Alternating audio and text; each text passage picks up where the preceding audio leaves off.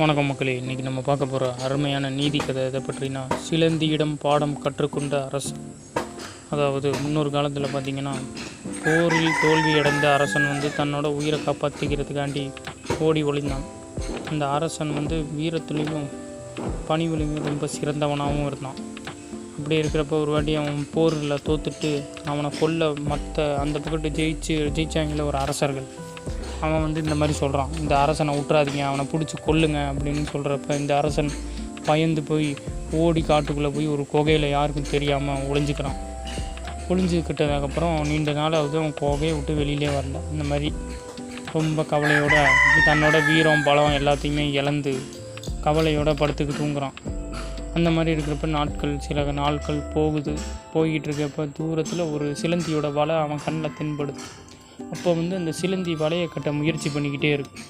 வலையை கட்டுது, வாட்டி அறுந்து விழுந்துருது, மறுபடியும் கட்டுது, அறுந்து விழுந்துருது, மறுபடியும் வலையை கட்டுது, பின்னுது, அறுந்து விழுந்துருது. இதே போல் 7 வாட்டி நடக்குது. 8வது வாட்டியாக அந்த சிலந்தி தன்னோட முயற்சியின் மூலமாக அருமையான வலையை ஒன்று கூட கட்டி அதில் சந்தோஷமாக இருக்குது.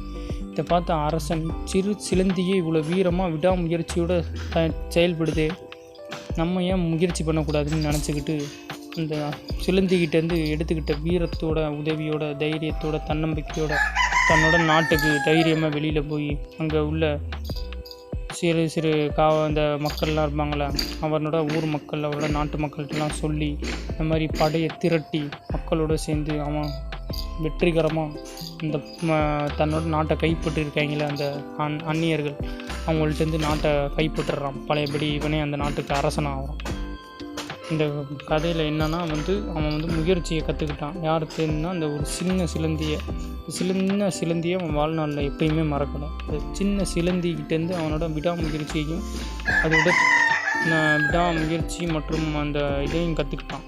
இந்த கதை பிடிச்சிருந்தா லைக் பண்ணுங்கள், ஷேர் பண்ணுங்கள், சப்ஸ்கிரைப் பண்ணுங்கள்.